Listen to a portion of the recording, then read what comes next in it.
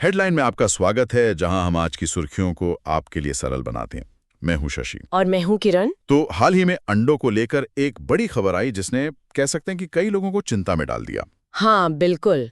दावा यह था कि एक मशहूर ब्रांड के अंडों में कैंसर पैदा करने वाले रसायन हो सकते हैं। हाँ, और इसी दावे ने ये पूरी बहस शुरू की। तो आज हम इसी की तह तक जाएंगे। क्या ये दावे सच हैं? हमारे खाने में मौजूद रसायन कितने खतरनाक हैं? और भोजन और कैंसर के बीच असल में क्या संबंध है? चलिए समझते हैं। तो ये विवाद शुरू हुआ एगोज नाम के एक प्रीमियम ब्रांड से। हुआ ये कि उनकी एक स्वतंत्र लैब रिपोर्ट सामने आई। अच्छा। उस रिपोर्ट में नाइट्रोफ्यूरन नाम के एक रसायन के कुछ अंश पाए गए। नाइट्रोफ्यूरिन। हाँ, और ये वो रसायन है जिसका पोल्ट्री में इस्तेमाल प्रतिबंधित है क्योंकि ये जेनोटॉक्सिक होता है। जेनोटॉक्सिक?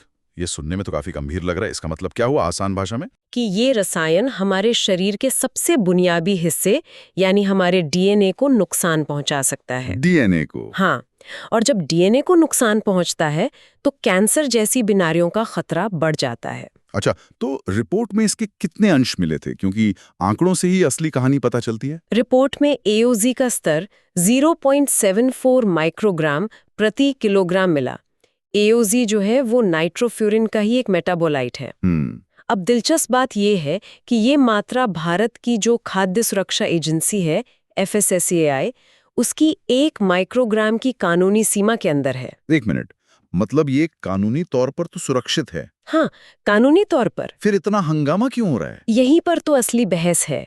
भारत में इसकी एक सीमा तय है, लेकिन अगर आप यूरोपियन यूनियन या कहीं दूसरे देशों को देखें तो वहाँ ऐसे रसायनों के लिए जीरो टॉलरेंस नीति है। जीरो टॉलरेंस मतलब वहाँ इसकी थोड़ी सी भी मात्रा मंजूर नहीं है? बिल्कुल नहीं, वहाँ इसकी मौजूदगी ही गैर कानूनी है। तो इसका मतलब ये हुआ कि हम जो खा रहे हैं वो भारत में कानूनी तो हो सकता है, पर शायद वैश्विक मानकों पर सुरक्षित ना हो। बिल्कुल।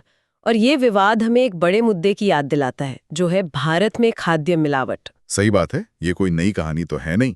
नहीं, दूध में डिटर्जेंट, मसालों में कपड़ों वाले रंग, मछली को ताज़ा रखने के लिए फॉर्मेलिन का इस्तेमाल, ये सब हम सुनते आए हैं। तो ये घटना सिर्फ अंडों के बारे में नहीं है, बल्कि ये हमारे पूरे सिस्टम में भरोसे के संकट को दिखाती है। सही कहा।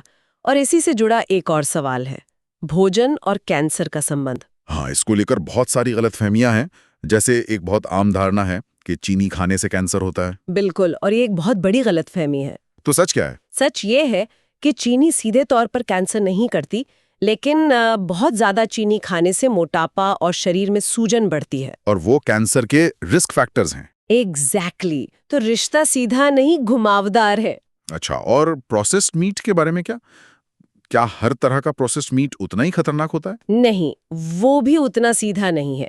जोखिम इस बात पे निर्भर करता है कि मीट को प्रोसेस कैसे किया गया है और आप उसे कितना खाते हैं। मात्रा बहुत मायने रखती है। अगर हम अंडों पर ही वापस आएं, तो वहां भी रिसर्च में अलग अलग बातें सामने आती हैं। हाँ बिल्कुल। जैसे उरुग्वे में एक स्टडी हुई थी। उसमें पाया गया कि ज्यादा अंडे खाने से मुंह, फेफड़े और स्तन कैंसर सहित कई कैंसर का खतरा बढ़ गया। खतरा बढ़ गया? हाँ, पर वहीं दूसरी तरफ उत्तर भारतीय महिलाओं पर एक स्टडी हुई। अच्छा। उसमें ये पाया गया कि जो महिलाएं अपनी डाइट में अंडे शामिल करती हैं लेकिन मांस नहीं खाती, उनमें स्तन कैंसर का खतरा कम होता है। ये तो बहुत कंफ्यूजिंग है। Yes. एक स्टडी कहती है खतरा बढ़ता है, दूसरी कहती है कम होता है। और यही असल मुद्दा है। किसी एक भोजन को कैंसर का कारण या उसका इलाज मान लेना सही नहीं है। मतलब पूरी डाइट और लाइफस्टाइल ज्यादा जरूरी है। बिल्कुल। एक संतुलित आहार और स्वस्थ जीवन शैली सबसे ज्यादा मायने रखती है। रिसर्च कहती है कि लगभग 30% कैंसर के लिए आहार एक कारक हो सकता है। तो आज की इस चर्चा का निचोड़ क्या है? पहला सबक तो शायद यही है कि किसी एक चीज से डरने की जरूरत नहीं, संतुलन जरूरी है। बिल्कुल सही। और दूसरा बड़ा सबक एगोज विवाद से मिलता है कि कानूनी तौर पर सुरक्षित होने का मतलब हमेशा वैश्विक मानकों पर खरा उतरना नहीं होता। हाँ, और ये हमें एक उपभोक्ता के तौर पर ज्यादा जागरूक और सवाल पूछने वाला बनाता है। तो अगली बार जब आप अंडे खरीदें तो सिर्फ ब्रांड के दावों पर न जाएं, बल्कि खाद्य सुरक्षा के इस बड़े मुद्दे पर भी सोचें। और हमें नियामकों से ज्यादा पारदर्शिता और सख्त नियमों की मांग करनी होगी। आज के लिए बस इतना ही। अगर आपको हमारा ये विश्लेषण पसंद आया तो हेडलाइन को सब्सक्राइब करना ना भूलें। आप हमें रिव्यू भी दे सकते हैं और बता सकते हैं कि आप अगले एपिसोड में किस विषय पर चर्चा चाहते हैं। सुनने के लिए धन्यवाद।